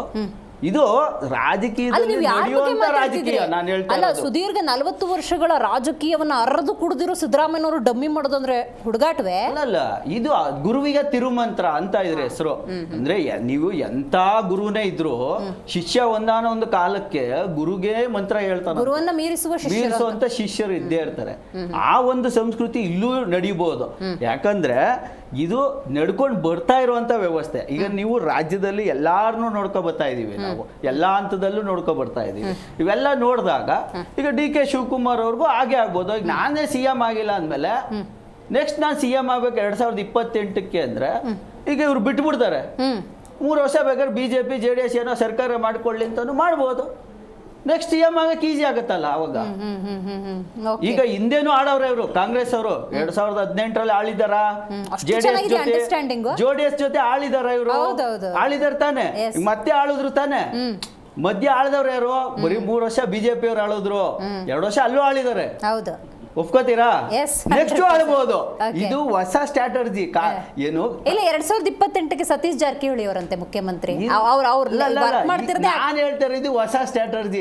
ಇದು DK ಶಿವಕುಮಾರ್ ಸ್ಟ್ರಾಟಜಿ ಅವರು ಆಗ್ಬಹುದು. ಅದಕ್ಕೆ ಅವರನ್ನ ಚಾಣಕ್ಯ ಅಂತ ಚಾಣಕ್ಯ ಅನ್ನೋದು ಇದನ್ನ ನಾವ್ ಹೇಳೋದು. ಈ ರೀತಿ ಮುಂದೆ ಹೋಗ್ತಾರೆ. ಇದು ಕಾಂಗ್ರೆಸ್ ಅವ್ರಿಗೆ ತಳಮಳ ಬಂದಿರೋದು DK ಶಿವಕುಮಾರ್ BJPಗೆ ಹೋಗ್ತಾರೆ ಅಂತ ಅಲ್ಲ. ಕಾಂಗ್ರೆಸ್ ಪಕ್ಷನೇ ಬೇಕಾದ್ರೂ ಮುಳುಗಿಸ್ತಾರೆ ನೆಕ್ಸ್ಟ್ ಇವ್ರು CM ಆಗೋದಕ್ಕೆ. Very nice. ನೋಡಿ, ಸದ್ಯ AP ವಕ್ತಾರಾಗಿರುವಂಥ ದಿನೇಶ್ ಅವರು ಹೇಳೋ ಪ್ರಕಾರ DK ಶಿವಕುಮಾರ್ ಅವರು ಬೇರು ಮಟ್ಟದಿಂದ ತಳಮಟ್ಟದಿಂದ ಕಾಂಗ್ರೆಸ್ನಿಂದ ಬದುಕಿದವರು, ಬಾಳಿದವರು, ಅಲ್ಲೇ ಕನಸನ್ನು ಕಟ್ಕೊಂಡವರು. ಅವರು BJPಗೆ ಹೋಗೋದಿದೆಯಲ್ಲ ಅದನ್ನು ಒಪ್ಕೊಳ್ಳೋದಕ್ಕೆ ಸಾಧ್ಯ ಇಲ್ಲ. ಆದರೆ ತಾನು ಮುಖ್ಯಮಂತ್ರಿ ಆಗೋದಕ್ಕೆ ಅಥವಾ ತನ್ನ ಅಭಿಮಾನಿಗಳು, ಬಳಗದವರು, ಬೆಂಬಲಿಗರು ಆಶಯ ವ್ಯಕ್ತಪಡಿಸಿರುವಂತೆ ಡಿ ಕೆ ಶಿವಕುಮಾರ್ ಅವರು ಆ ಸ್ಥಾನವನ್ನು ಅಲಂಕರಿಸೋದಕ್ಕೆ ಯಾವ ಚಾಣಾಕ್ಷತನವನ್ನಾದರೂ ಕೂಡ ಮೆರೀತಾರೆ ಅಂತ ಡಿ ಕೆ ಶಿವಕುಮಾರ್ ಅವರು ಮುಖ್ಯಮಂತ್ರಿ ಯಾವಾಗ ಅನ್ನೋದೇ ಸದ್ಯದ ಪ್ರಶ್ನೆ ಅನ್ನುವಂತಾಗಿದೆ. ಆದರೆ ದರ್ಶನ್ ಅವರೇ, ಡಿ ಕೆ ಶಿವಕುಮಾರ್ ಅವರು ಮಾತಾಡಿದ್ರಲ್ಲ, ಬೈಟ್ ನೀವು ಗಮನಿಸಿದ್ರಿ ಅನ್ಸುತ್ತೆ. ಲಾಸ್ಟ್ ಸೆಂಟೆನ್ಸ್ ನನ್ನ ಇನ್ನೂ ತಲೆ ಒಳಗೆ ಹಂಗೆ ಇದೆ. ಖರ್ಗೆ ಸಾಹೇಬರು ಸುಮ್ಮನಿರ ಕೇಳಿದ್ದಾರೆ, ನಾನೇನು ಪ್ರತಿಕ್ರಿಯೆ ಕೊಡೋದಿಲ್ಲ ಅಂತ ಹೇಳಿದ್ದು. ಖರ್ಗೆ ಸಾಹೇಬರು ಎಲ್ಲರಿಗೂ ಕೊಟ್ಟಿದ್ದಾರೆ ಆ ಥರದೊಂದು ಸೂಚನೆಯನ್ನು, ಮಾತಾಡೋಂಗಿಲ್ಲ ಅಂತ. ಬಟ್ ಪರಿಪಾಲನೆ ಮಾಡ್ತಿರೋದು ರಾಜ್ಯದ KPCC ಅಧ್ಯಕ್ಷರು ಮಾತ್ರ. ಡಿ ಕೆ ಶಿವಕುಮಾರ್ ಅವರು ಕಾಂಗ್ರೆಸ್ ಲಾಯಲ್ ಕಾಂಗ್ರೆಸ್ ಮ್ಯಾನ್ ಅವರು ಪಕ್ಷದ ಚೌಕಟ್ಟು ಬಿಟ್ಟು ನೀವು ಎಲ್ಲಿಂದ ರಾಜಕೀಯ ನಿಮ್ಮ ಅನುಭವದಲ್ಲಿ ನೀವು ನೋಡ್ತಾ ಇದ್ದೀರಾ ಅಥವಾ ಯಾವಾಗಿಂದ ನೀವು ಡಿ ಕೆ ಶಿವಕುಮಾರ್ ಅವ್ರನ್ನ ಫಾಲೋ ಮಾಡ್ತಾ ಇದ್ದೀರಾ, ನಿಮ್ಮ ಗಮನಕ್ಕೆ ಬಂದಾಗ ಪಾರ್ಟಿ ಅಂತ ವಿಚಾರ ಬಂದಾಗ he is very loyal and very royal ಪಕ್ಷಕ್ಕೋಸ್ಕರ. ಸೊ ಹಾಗಾಗಿ ಮನೆ ಮಲ್ಲಿಕಾರ್ಜುನ ಖರ್ಗೆ ಸಾಹೇಬರು ಎಲ್ಲರಿಗೂ ಒಂದು ಸೂಚನೆಯನ್ನು ಕೊಟ್ಟಿದ್ದಾರೆ. ಯಾಕೆಂದರೆ ಚರ್ಚೆಗಳು ಅನೇಕ ವಿಚಾರಗಳು ಅನೇಕ, ಆದರೆ ಕೆಲವೊಂದು ಸರಿ ಅಭಿಪ್ರಾಯಗಳನ್ನ ಹೇಳುವಂಥದ್ದು ಅವರವರ ವೇದಿಕೆಗಳು ಸಿಕ್ಕಿದಾಗ. ಈಗ ನಿನ್ನೆ ಕಾರ್ಕಳದಲ್ಲಿ ಒಂದು ಸಭೆನಲ್ಲಿ ಮಾತನಾಡಬೇಕಾದ್ರೆ ಮಾನ್ಯ ಮೊಯ್ಲಿ ಸಾಹೇಬ್ರೇನು ಅವ್ರ ಭಾವನೆಗಳನ್ನ ಹೇಳಿದ್ದಾರೆ. ಅದು ಪಕ್ಷದ ವಿರುದ್ಧ ಅಲ್ಲ ಅಥವಾ ಇನ್ನೊಬ್ಬ ನಾಯಕನ ವಿರುದ್ಧನೂ ಅಲ್ಲ, ಅವರ ಭಾವನೆ ಹೀಗಾಗ್ಬೋದು, ಹೀಗಾಗ್ಲಿ, ಅದನ್ನ ಯಾರಿಂದ ತಪ್ಪಿಸೋದಕ್ಕಾಗಲ್ಲ ಅಂತ ಹೇಳಿದ್ದಾರೆ. ಮತ್ತು ಉಳಿದವರು ಸಮೇತ ಏನು ರಾಂಗ್ ಆಗಿ ನಾವು BJPಯವರ ಸ್ಟೇಟ್ಮೆಂಟ್ಗಳನ್ನ ನಾವು ನೋಡ್ತಾ ಇರ್ತೀವಿ ಮೇಡಮ್. ಅವರ ಒಂದು ಬಣಬಡಿದಾಟಗಳನ್ನ ನಾವು ನೋಡ್ತಾ ಇರ್ತೀವಿ. ಅವರು ಅವರ ನಾಯಕರುಗಳಿಗೆ ಅಥವಾ ಅವರ ಏನು ಜೊತೆಗಾರರಿಗೆ ಅವರು ಬಳಸಿರ್ತಕ್ಕಂಥ ಪದಗಳನ್ನು ನಾವು ನೋಡ್ತಾ ಇದ್ದೀವಿ. ಎಷ್ಟೆಲ್ಲ ಬಣಗಳಾಗಿದೆ ಅನ್ನುವಂಥದ್ದನ್ನು ನಾವು ನೋಡ್ತಾ ಇದ್ದೀವಿ. ಕಾಂಗ್ರೆಸ್ನಲ್ಲಿ ಆ ರೀತಿ ಇಲ್ಲ ಮೇಡಮ್. ಕಾಂಗ್ರೆಸ್ನಲ್ಲಿ ನಮಗೆ ಒಂದೇ ಅಂತಂದ್ರೆ ಅದು ಕಾಂಗ್ರೆಸ್ ಬಣ, ಕಾಂಗ್ರೆಸ್ ಹಸ್ತದ ಬಣ. ಇವತ್ತು ನಮ್ಮ ಹೈಕಮಾಂಡ್ ನಿರ್ಧಾರ ಏನಿದೆಯಲ್ಲ ಅದಕ್ಕೆ ಯಾರೇ ಆದ್ರೂ ಸಮೇತ ಇವತ್ತು ಅನೇಕ ನಾಯಕರು ಟಿವಿಗಳಲ್ಲಿ ಮಾತನಾಡಬೇಕಾದ್ರು ಅವರು ಎಲ್ಲರ ಬಾಯಲ್ಲಿ ಬರುವಂಥದ್ದು ಒಂದೇ ಒಂದು ಮಾತು, ಇನ್ಕ್ಲೂಡಿಂಗ್ ಮಾನ್ಯ ಸಿದ್ದರಾಮಯ್ಯನವರು ಅವರು ಟಿವಿನಲ್ಲಿ ಮಾತಾಡ್ಬೇಕಾದ್ರೆ ಏನಂದ್ರು, ಹೈಕಮಾಂಡ್ ನಿರ್ಧಾರಕ್ಕೆ ನಾವೆಲ್ಲ ಭದ್ರಾಗಿರ್ತೀವಿ ಅನ್ನುವಂಥ ಮಾತು ಹೇಳಿದ್ರು. ಆದರೂ ದರ್ಶನ್ ಅವರೇ, ಚಿಕ್ಕಬಳ್ಳಾಪುರದ ಟಿಕೆಟ್ ಮಿಸ್ ಆದ ಹಿನ್ನೆಲೆಯಲ್ಲಿ ಆ ವೇದಿಕೆಯನ್ನು, ಕಾರ್ಕಳದ ಆ ವೇದಿಕೆಯನ್ನು ವೀರಪ್ಪ ಮೊಯ್ಲಿ ಅವರು ಈ ವಿಚಾರವನ್ನು ಡಿ ಕೆ ಶಿವಕುಮಾರ್ ಅವರ ವಿಷಯವನ್ನು ಪ್ರಸ್ತಾಪ ಮಾಡುವ ಮೂಲಕ ತಮ್ಮ ಕೌಂಟ್ರ್ ಏನು ಕೊಡಬೇಕಾಗಿತ್ತು ಅಂತ ಕೊಟ್ಟರು ಅಂತನಾ? ಖಂಡಿತ ಇಲ್ಲ. ಯಾಕೆಂದ್ರೆ ಅವರು ಬಹಳ ಪ್ರಬುದ್ಧ ರಾಜಕಾರಣಿ ಮೊಯ್ಲಿ ಸಾಹೇಬ್ರನ್ನ ಪಕ್ಷ ಅನೇಕ ಬಾರಿ ಈಗಲೂ ಉಪಯೋಗಿಸ್ತಾ ಇದೆ. ಯಾಕೆಂದ್ರೆ ಈ ಗಾಂಧಿ ಭಾರತ ಏನು ಕಾರ್ಯಕ್ರಮ ಆಯ್ತಲ್ಲ ಅದರ ಉಸ್ತುವಾರಿಯನ್ನ ಮಾನ್ಯ ಮೊಯ್ಲಿ ಸಾಹೇಬ್ರನ್ನೇ ತಗೊಂಡಿದ್ದು. ಸೊ ಅವರು ಮತ್ತೆ HK ಪಾಟೀಲ್ ಸಾಹೇಬ್ರು ಇವರೆಲ್ಲ ನಾವು ಹಿರಿಯರು ಅಂದ ತಕ್ಷಣ ಅವ್ರನ್ನ ಮೂಲೆ ಮಾಡುವಂಥವ್ರು ಅಲ್ಲ. ಸೊ ಅವರಿಗೆ ಯಾವ ವೇದಿಕೆಯಲ್ಲಿ ಎಷ್ಟು ಗೌರವ ಕೊಡಬೇಕು ಕಾಂಗ್ರೆಸ್ ಪಕ್ಷ ಅದು ಕೊಡ್ತಾ ಬರ್ತಾ ಇದೆ. ಅವರ ಒಂದು ಭಾವನೆಗಳನ್ನ, ಯಾಕೆಂದ್ರೆ ಅವರು ಏನು ಡಿ ಕೆ ಸಾಹೇಬ್ರು ಮೊದಲ ಬಾರಿ ಶಾಸಕರಾಗಿದ್ದು ಅವ್ರು ಕಣ್ಣಾರೆ ಕಂಡಿದ್ದಾರೆ. ಅವ್ರು ಆಲ್ರೆಡಿ ಕರ್ನಾಟಕ ರಾಜಕೀಯದಲ್ಲಿ ಚಾಪ್ ಮೂಡಿಸಿದಂಥವ್ರು ಅವಾಗ ಮೊಯ್ಲಿ ಸಾಹೇಬ್ರು. ಹಾಗಾಗಿ ಅವರೊಂದು ಭಾವನೆ ಅಥವಾ ಅವರೊಂದು ವಿಚಾರ ಹೇಳಿದಾಗ ಅದನ್ನ ನಾವು ತಪ್ಪಾಗಿ ಅರ್ಥೈಸ್ಕೊಳ್ಳುವಂಥದ್ದಲ್ಲ. ಅದಕ್ಕೆ ಪ್ರತಿಕ್ರಿಯೆಯನ್ನ ಇವತ್ತು ಅನೇಕ ಸಚಿವರು, ಮಾನ್ಯ ಮುಖ್ಯಮಂತ್ರಿಗಳು, ಮಾನ್ಯ ಡಿ ಕೆ ಶಿವಕುಮಾರ್ ಸಾಹೇಬರು ಎಲ್ಲರೂ ಕೊಟ್ಟಿದ್ದಾರೆ. ಹಾಗಾಗಿ ಈಗ ನಾನೊಬ್ಬ ಕಾರ್ಯಕರ್ತಾಗಿ ನಂದೊಂದು ಬಯಕೆ ಇರ್ಬೋದು, ನನ್ನ ಬಯಕೆ ಇರ್ಬೋದು, ಅಥವಾ ವಿರೋಧ ಪಕ್ಷದವರು. ಈಗ ನಿನ್ನೆ ನಮ್ಮ ಅಜ್ಜಿಯವ್ರದೊಂದು ತಿಥಿ ಕಾರ್ಯಕ್ರಮಕ್ಕೆ ಅಂತ ಹೋಗ್ತಾ ಇದ್ದೆ ಆಟೋದವನಿಗೆ ಗೊತ್ತಿಲ್ಲ ನಾನು ಯಾವ ಪಕ್ಷ ಏನು ಅಂತೇಳಿ. ಜನರಲಿ ನಾನು ಕೇಳ್ತಾ ಇರ್ತೀನಿ ಯಾವುದು ಯಾವ ವೋಟ್ ಹಾಕಿದ್ರಿ ಅಂತ. ಅವನಂದ, ಸರ್ ನಾನು ಹಿಂದೂ ಅಲ್ವಾ ಸರ್, BJP ಅಂತಂದ. ಜನರಲ್ ಆಗಿ ಅವ್ನು ಹೇಳಿದ್ದು. ಹೌದಾ, ಏನಕ್ಕೆ, ಏನು ಸಮಸ್ಯೆನೇ ಆಗಿಲ್ಲ. ಆಮೇಲೆ ಸಮಸ್ಯೆಗಳು ಹೇಳ್ತಾ ಹೋದ. ಆಮೇಲೆ ಅವನಾಗೆ ಯಾಕೋ ಕೇಳ್ದ, ಸರ್ ಈ ಡಿ ಕೆ ಶಿವಕುಮಾರ್ ಅವರು ಮುಖ್ಯಮಂತ್ರಿ ಆಗಬೇಕಲ್ಲ ಸರ್, ನಾನು ನೋಡ್ಬೇಕಲ್ಲ ಅಂತ. ಒಬ್ಬ ಸಾಮಾನ್ಯ ಆಟೋ ಡ್ರೈವರ್. ಅಂದರೆ ಇವತ್ತು ಪ್ರತಿ ಒಂದು ಚುನಾವಣೆಗಳು ಮುಗಿದ ಮೇಲೆ ಪಾಪ್ಯುಲಾರಿಟಿ ವೈಸು ಯಾರ್ದಾರು ನಾಯಕರುಗಳನ್ನ ಕೆಲವೊಂದು ಸರಿ ಯಡಿಯೂರಪ್ಪನವರ ಪಾಪ್ಯುಲಾರಿಟಿ ನಾವು ಕಂಡಿದ್ದೀವಿ, ಕೆಲವೊಂದು ಸರಿ ಸಿದ್ದರಾಮಯ್ಯನವರ ಪಾಪ್ಯುಲಾರಿಟಿ ಕಂಡಿದ್ದೀವಿ, ಕೆಲವೊಂದು ಸರಿ ಕುಮಾರಸ್ವಾಮಿ ಅವರ ಪಾಪ್ಯುಲಾರಿಟಿ. ಆದರೆ ಇವತ್ತಿನ ನೀವು ಯಾವುದೇ ಸರ್ವೆ ಮಾಡಿ ಮಾನ್ಯ ಡಿ ಕೆ ಶಿವಕುಮಾರ್ ಅವರು ಪಾಪ್ಯುಲಾರಿಟಿಲಿ ಕರ್ನಾಟಕ ಸ್ಟೇಟ್ ಪೊಲಿಟಿಕ್ಸಲ್ಲಿ ನಂಬರ್ 1 ಸ್ಥಾನದಲ್ಲಿದ್ದಾರೆ. ಸೊ ಹಾಗೇನೆ ಅವರು ಇಲ್ಲಿ ತನಕ ಮಾಡಿರ್ತಕ್ಕಂಥ ರಾಜಕೀಯ ಕೃಷಿ, ಅವರು ಸುರಿಸಿರ್ತಕ್ಕಂಥ ಬೆವರು, ಅವರು ಮಾಡಿರ್ತಕ್ಕಂಥ ತ್ಯಾಗ. ಮತ್ತೆ ನೀವು ಇನ್ನೂ ಒಂದು ವಿಚಾರ ಕೇಳೋದಾದ್ರೆ, ಧರ್ಮ್ ಸಿಂಗ್ ಅವರು ಮುಖ್ಯಮಂತ್ರಿ ಆದಾಗ ಅವ್ರು ಮಂತ್ರಿ ಮಾಡಲಿಲ್ಲ, ಆದರೆ ಒಂದು ದಿನ ಪಕ್ಷದ ವಿರೋಧವಾಗಿ ಎಲ್ಲೂ ಹೇಳಲಿಲ್ಲ. ಸಿದ್ದರಾಮಯ್ಯನವರು 13ರಲ್ಲಿ ಮುಖ್ಯಮಂತ್ರಿ ಆದಾಗ ಕೆಲವು ದಿನ ಅವ್ರನ್ನ ಮಂತ್ರಿ ಮಾಡಲಿಲ್ಲ, ಅವರು ರಾಮಲಿಂಗಾರೆಡ್ಡಿ ಅವರಾಗಲಿ. ಅದನ್ನ ಹೇಳ್ತೀನಿಲ್ಲ, by birth we are a Congress people. ಏನೇ ಆದರೂ ಸಮೇತ ಮನಸ್ಸೊಳಗಡೆ ಇಟ್ಕೊಳ್ತೀವಿ ಹೊರತು ಹಾದಿ ಬೀದಿನಲ್ಲಿ ಚರ್ಚೆ ಮಾಡುವಂಥವ್ರಲ್ಲ. ಆದರೆ ಮಾನ್ಯ ಡಿ ಕೆ ಶಿವಕುಮಾರ್ ಅವರು ಇಲ್ಲಿ ತನಕ ಅವರು ಪಕ್ಷಕ್ಕೆ ಮಾಡಿರ್ತಕ್ಕಂಥ ಸೇವೆ, ಮತ್ತೆ ಯೂಶುವಲಿ ಏನಾಗೋದು ಅಂದರೆ ನಮ್ಮ ಕಾಂಗ್ರೆಸ್ ಪಕ್ಷದಲ್ಲಿ ಪದ್ಧತಿ ಹೆಂಗೆ, ಯಾರು KPCC ಅಧ್ಯಕ್ಷ ಇದ್ದಾರೆ ಅವರೇ ಮುಖ್ಯಮಂತ್ರಿಯಾಗಿ ಆಗೋರು. ಹಿಂದೆಲ್ಲ ಮಾನ್ಯ SM ಕೃಷ್ಣ ಸಾಹೇಬ್ರು ಇರ್ಬೋದು ಅಥವಾ ಇನ್ನೂ ಅನೇಕರು ಇರ್ಬೋದು. ಅದೇ ರೀತಿ ಇವಾಗ ಮಾನ್ಯ ಸಿದ್ದರಾಮಯ್ಯನವರು ಆ ಸ್ಥಾನದಲ್ಲಿದ್ದಾರೆ. ದೇವ್ರ ದಯೆ, ದೇವರ ಆಶೀರ್ವಾದ, ಜನರಂತೂ ನಮಗೆ ಆಶೀರ್ವಾದ ಮಾಡಿದ್ದಾರೆ, ಒಳ್ಳೆ ಮೆಜಾರಿಟಿ ಕೊಟ್ಟಿದ್ದಾರೆ. ಏನಾದರೂ, ಯಾಕೆಂದರೆ ಆ ವಿಚಾರ ನನಗೆ ಗೊತ್ತಿಲ್ಲ, ನನ್ನ ಪಕ್ಷದ ಒಂದು ಜವಾಬ್ದಾರಿ ಸ್ಥಾನದಲ್ಲಿ ಕೂತ್ಕೊಂಡು ಹಾರಿಕೆ ಉತ್ತರನೂ ಕೊಡೋದಕ್ಕಾಗಲ್ಲ. ವೆರಿ ಸೂನ್ ಈಗ ಡೆಫಿನೆಟ್ಲಿ ನಾವು ಕಾರ್ಯಕರ್ತರ ಆಸೆ ಮೇಡಮ್, ಅದೊಂದು ಅವಕಾಶ ಮಾನ್ಯ ಡಿ ಕೆ ಎಲ್ಲ ಅರ್ಹತೆಗಳನ್ನ ಆ ಒಂದು ಸ್ಥಾನಕ್ಕೆ, ಆ ಒಂದು ಕುರ್ಚಿಗೆ ಏನೇನು ಬೇಕು ಪ್ರತಿಯೊಂದನ್ನು ಭಗವಂತ ಅವ್ರಿಗೆ ಕೊಟ್ಟಿದ್ದಾನೆ. ಸ್ಥಾನ ಒಂದು ಬಾಕಿ ಇದೆ. AICC ಅಧ್ಯಕ್ಷರು ಅವತ್ತು ಹೆಂಗೆ ಬಾಯಿ ಮುಚ್ಕೊಂಡು ನಿಮ್ಮ ಕೆಲಸ ನೋಡ್ಕೊಳ್ಳಿ ಅಂತ ಹೇಳಿದ್ರು, ಹಾಗೆ ಒಂದು ದಿವಸ ಬಂದ್ಬಿಟ್ಟು ನೋಡಿ ಇಂಥ ಒಂದು ಬದಲಾವಣೆಗೆ ನಾವು ತೀರ್ಮಾನ ಮಾಡಿದ್ದೀವಿ, ರಾಜ್ಯದ ಮುಖ್ಯಮಂತ್ರಿಯಾಗಿ ಡಿ ಕೆ ಶಿವಕುಮಾರ್ ಅವರು ನಿಮ್ಮ ಸೇವೆಗೆ ಸದಾ ಸಿದ್ಧ ಅಂತೇನೋ ಸ್ಟೇಟ್ಮೆಂಟ್ ಕೊಡೋ ಕಾಲ ಹತ್ರ ಬರುತ್ತೆ ಅಂತನಾ? ಅಲ್ಲ, ಅದು ಬರಲಿ ಅಂತ ನಾನು ಆಶಿಸ್ತೀನಿ. ಅದು ಆಗ್ಲಿ ಅಂತ ದೇವ್ರ ಹತ್ರನೂ ಬೇಡ್ಕೊಳ್ತೀನಿ. ಆದ್ರೆ ಕಾಂಗ್ರೆಸ್ನಲ್ಲಿ ನಮ್ದು ಹೈಕಮಾಂಡ್ ಇರ್ತಕ್ಕಂಥದ್ದು, ಇವಾಗ ಸಿದ್ದರಾಮಯ್ಯನವರು ಮುಖ್ಯಮಂತ್ರಿ, ಇಫ್ ನಾಟ್ ಆಗ್ಲಿಲ್ಲ ಅಂದ್ರೆ ನೋಡಿ ಆಶಾಭಾವನೆ ಇಟ್ಕೊಳ್ಳುವಂತ ಹಾಗೆ ಆಗ್ತಾರೆ. ಆಗ್ಲಿಲ್ಲ ಅನ್ನೋದಕ್ಕೆ 100ಕ್ಕೆ 100 ಮಾನ್ಯ ಡಿ ಕೆ ಶಿವಕುಮಾರ್ ಸಾಹೇಬರು ಕರ್ನಾಟಕ ರಾಜ್ಯದ ಮುಖ್ಯಮಂತ್ರಿಗಳಾಗಿ ಒಂದು ದಿನ ಪ್ರಮಾಣ ವಚನ ಸ್ವೀಕರಿಸ್ತಾರೆ ಅನ್ನೋ ಅದಮ್ಯವಾದಂತಹ ವಿಶ್ವಾಸ, ನಂಬಿಕೆ, ಅದು ನಮ್ಮ ಹೈಕಮಾಂಡ್ ನ ಆದೇಶದ ಮೇರೆಗೆ ಕಾಂಗ್ರೆಸ್ ಪಕ್ಷದ ಮುಖ್ಯಮಂತ್ರಿಗಳಾಗಿ ಸರ್ಕಾರವನ್ನ ನಡೆಸ್ತಾರೆ. ಅದೊಂದು ಉತ್ತಮವಾದಂತಹ ಸರ್ಕಾರ ಆಗಿರ್ತದೆ. ಈಗಲೂ ಉತ್ತಮವಾದಂತಹ ಸರ್ಕಾರ ನಡೀತಾ ಇದೆ ಅಂತ ಹೆಮ್ಮೆಯಿಂದ ಹೇಳ್ತೀನಿ. ಮುಂದೊಂದು ದಿನ ಆ ಜಾಗದಲ್ಲಿ ಅವರು ಕೂತೇ ಕೊಡ್ತಾರೆ. ಈ ಆಶಾಭಾವನೆ ಐ ಕಂಪ್ಲೀಟ್ಲಿ ಅಗ್ರಿ ದರ್ಶನ್ ಅವರೇ. ಈಗ ನಮ್ಮ ದಿನೇಶ್ ಅವರು ಆಗಲೇ ಉಲ್ಲೇಖ ಮಾಡಿದ್ರು, ಸಿದ್ದರಾಮಯ್ಯನವರು ಬಳಸಿದಂಥ ಸ್ಟ್ರಾಟಜಿ ಹೆಂಗಿತ್ತು ಕುಮಾರಸ್ವಾಮಿ ಅವ್ರನ್ನ ಡಮ್ಮಿ ಮಾಡೋದಕ್ಕೆ. ಈಗ ಇಲ್ಲಿ ಆಗ್ತಿರೋ ಫೈಟ್ ಥರ ಕಂಡಿಲ್ಲ ಅಂತ ಹೇಳಿದ್ರು. ಇಲ್ಲಿ ಆಗ್ತಿರೋ ಫೈಟ್ ಯಾರು ಅಂದರೆ, ಒಂದು ಕ್ರಿಕೆಟ್ ನಾವು ತೊಗೊಂಡ್ರು ಬ್ಯಾಟ್ಸ್ಮನ್ ಜೊತೆ ಆಗ್ತಿರೋದು. ವ್ಯತ್ಯಾಸ ಆದರೆ ಪಕ್ಷನೇ ಉಲ್ಟಾಪಲ್ಟ ಆಗುತ್ತೆ. ಸೊ ಹಂಗಾಗಿ ಇದು ಚಾಣಾಕ್ಷ ನಡೆ ಆಗಬೇಕು ಅಂತ. ಮೇಡಮ್, ಸಿಂಪಲ್ ಉದಾಹರಣೆ, ಡಿ ಕೆ ಶಿವಕುಮಾರ್ ಸಾಹೇಬರು ಮತ್ತು ಸಿದ್ದರಾಮಯ್ಯ ಸಾಹೇಬರು ರಾಮ ಲಕ್ಷ್ಮಣನಷ್ಟು ಅಣ್ಣ ತಮ್ಮಂದಿರಾಗೆ ಇರ್ತಕ್ಕಂಥವ್ರು. ಒಂದು ದಿನಕ್ಕಾದ್ರು ಸಿದ್ದರಾಮಯ್ಯ ಸಾಹೇಬರು ಡಿ ಕೆ ಶಿವಕುಮಾರ್ ಸಾಹೇಬರು ವಿರುದ್ಧವಾಗಿ, ಒಂದು ದಿನಕ್ಕಾದ್ರು ಡಿ ಕೆ ಶಿವಕುಮಾರ್ ಸಾಹೇಬರು ಸಿದ್ದರಾಮಯ್ಯ ಸಾಹೇಬ್ರ ವಿರುದ್ಧವಾಗಿ ಒಂದು ಚಿಕ್ಕ ಹೇಳಿಕೆಯನ್ನ ಯಾವ ಗೂಗಲ್ಗೆ ಹೋಗಿ ಚೆಕ್ ಮಾಡಿದ್ರು ನಮಗೆ ಸಿಗಲ್ಲ. ಆದ್ಮೇಲೆ ಅವರ ಪ್ರತಿ, ಈಗ ಉದಾಹರಣೆ ಮೂಡ ವಿಚಾರ ಬಂತಲ್ಲ ಮೇಡಮ್, ಮೂಡ ವಿಚಾರ ಬಂದಾಗ ಆ ಮೈಸೂರಲ್ಲಿ ನಿಂತು ಹೇಳಿದ್ರು, ನಾನು ಬಂಡೆ ತರ ಅವ್ರ ಜೊತೆಗೆ ನಿಂತ್ಕೊಳ್ತೀನಿ ಅಂತ ಹೇಳಿದ್ದಷ್ಟೇ ಅಲ್ಲ, ಅವ್ರ ಜೊತೆಗೆ ಅವತ್ತು ನಿಂತರು, ಇವತ್ತು ನಿಂತಿದ್ದಾರೆ, ಮುಂದೆನೂ ನಿಲ್ತಾರೆ. ಅದೇ ತರ ಸಿದ್ದರಾಮಯ್ಯ ಸಾಹೇಬ್ರು ಇವ್ರಿಗೂ ಸಹ ಅದೇ ರೀತಿ ನಿಂತ್ಕೊಳ್ತಾರೆ. ಯಾಕೆ ಅಂತಂದ್ರೆ ನಮ್ದು ಸಂಬಂಧಗಳು ಆ ರೀತಿ ಇದೆ ಮೇಡಮ್. ಈಗ ಉದಾಹರಣೆ ಇವತ್ತು ಬೆಳಗ್ಗೆದೆ ಸಿದ್ದರಾಮಯ್ಯ ಸಾಹೇಬ್ರು ಕಾರಲ್ಲಿ ಬಂದು ಕೂತಿದ್ರು ವಿಧಾನಸೌಧದಲ್ಲಿ, ಡಿ ಕೆ ಸಾಹೇಬ್ರು ಕಾರ್ ಹತ್ರ ಹೋಗ್ಬಿಟ್ಟು ಅವ್ರನ್ನ ಮಾತಾಡಿಸ್ತಾರೆ. ಅದು ಬಾಂಧವ್ಯ, ಅದು ನಮ್ಮ ಪಕ್ಷದಲ್ಲಿ ಇರ್ತಕ್ಕಂಥದ್ದು. ಮುಂದೊಂದು ದಿನ ಇವತ್ತು ಸಿದ್ದರಾಮಯ್ಯ ಸಾಹೇಬ್ ಹೇಳಿದಾರಲ್ಲ, ಹೈಕಮಾಂಡ್ ನಿರ್ಧಾರಕ್ಕೆ ನಾವು ಬದ್ಧ ಅಂತ, ಆ ಹೈಕಮಾಂಡ್ ಒಂದಿನ ಮಾನ್ಯ ಡಿ ಕೆ ಶಿವಕುಮಾರ್ ಆಗ್ಬಹುದು. ಅದು ಏನೋ ಅದು ಅಲ್ಲಿ ಏನ್ ನಡೆದಿದೆ ಅನ್ನುವಂಥದ್ದು ಖಂಡಿತ ಗೊತ್ತಿಲ್ಲ.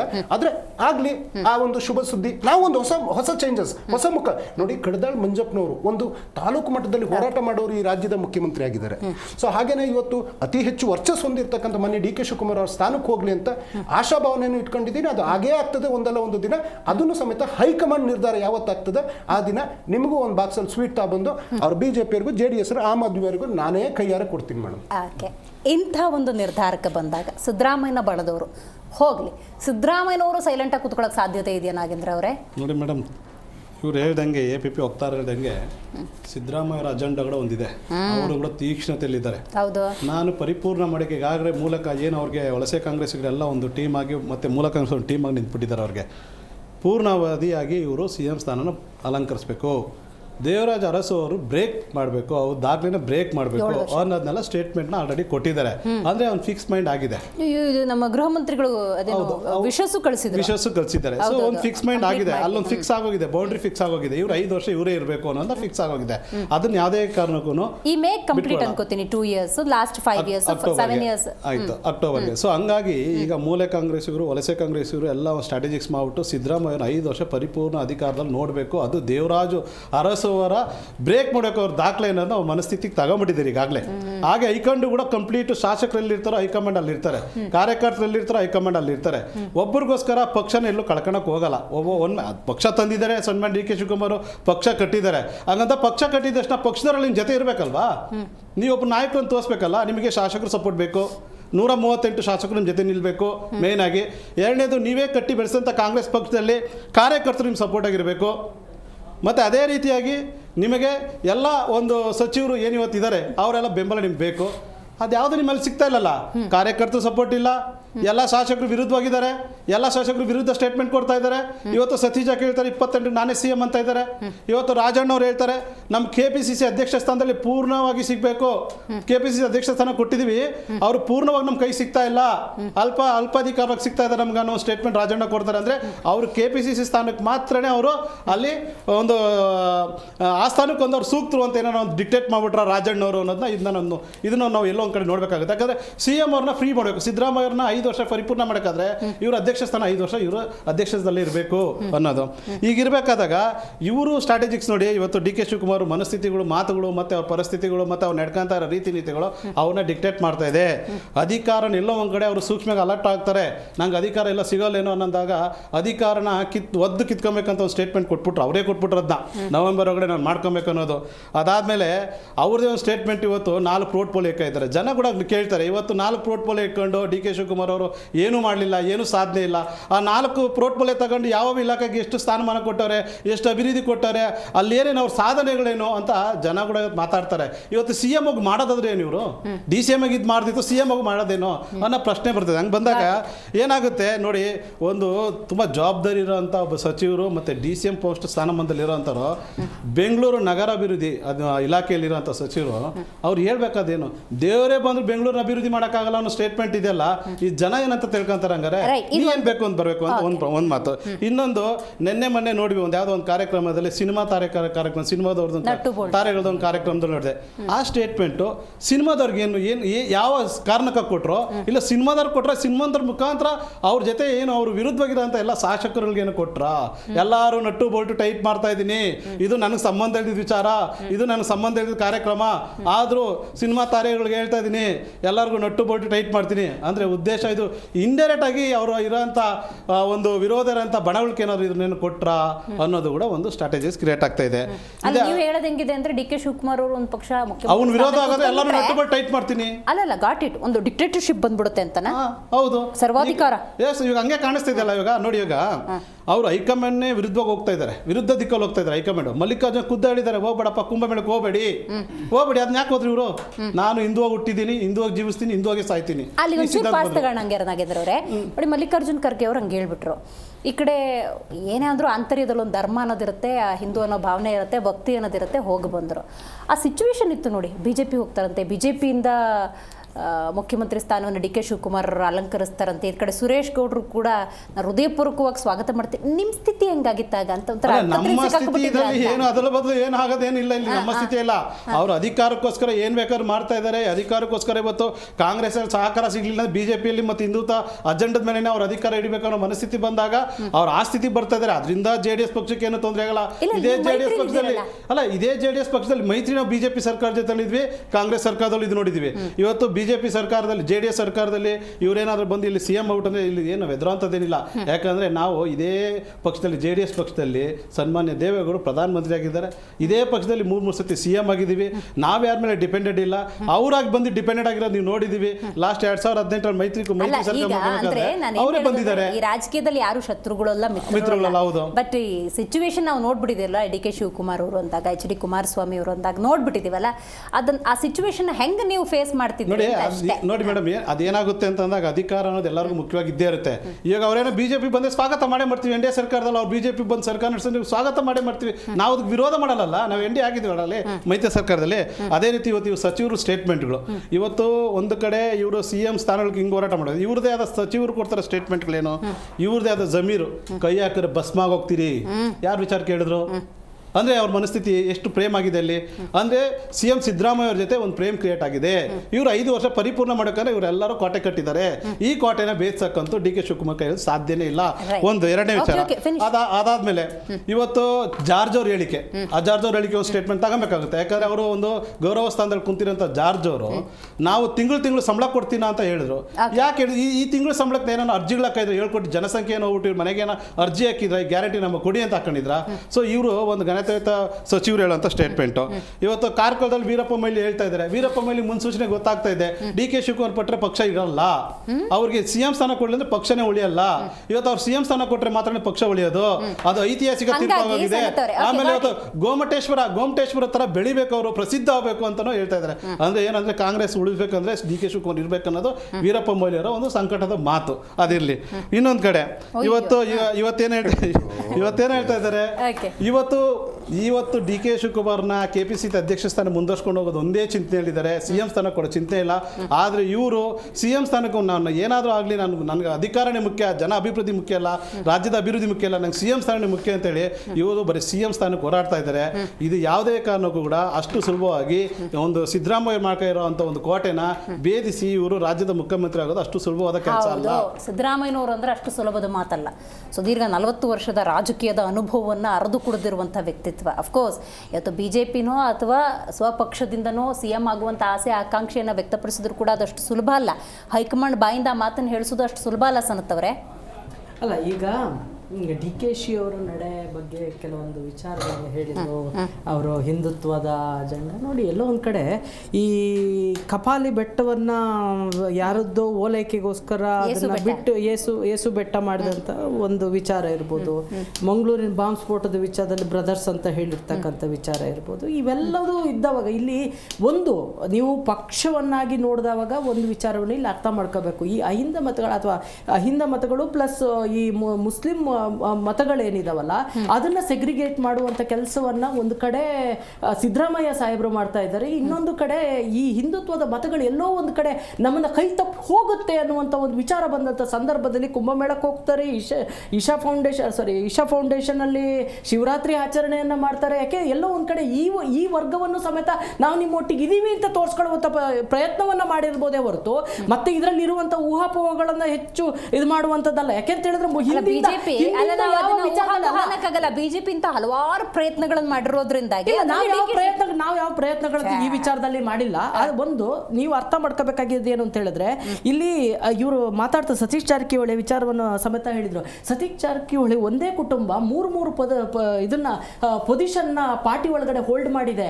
ಅದನ್ನು ನಾವು ಅರ್ಥ ಮಾಡ್ಕೋಬೇಕಾಗತ್ತೆ. ಯಾಕೆಂದ್ರೆ ಡಿ ಕೆ ಶಿವಕುಮಾರ್ ಅವ್ರು ಏನಿದಾರಲ್ಲ, ಡಿ ಕೆ ಶಿವಕುಮಾರ್ ಅವರು ತಮ್ಮ ಈಗ ಅಧಿಕಾರದಲ್ಲಿ ಯಾವುದು MP ಪೊಸಿಷನ್ ಆಗಲಿ ಯಾವುದು ಇಲ್ಲ, ಅವರೊಬ್ಬರೇ ಪೊಸಿಷನ್ ಇರುವಂತದ್ದು. ಆದ್ರೆ ಸತೀಶ್ ಜಾರಕಿಹೊಳಿ ಎಲ್ಲೋ ಒಂದ್ ಕಡೆ ಪಕ್ಷದೊಳಗೆ ಹಿಡಿತ ಸಾಧಿಸುವಂತ ಕೆಲಸವನ್ನ ಮಾಡ್ತಾ ಇರಬಹುದು.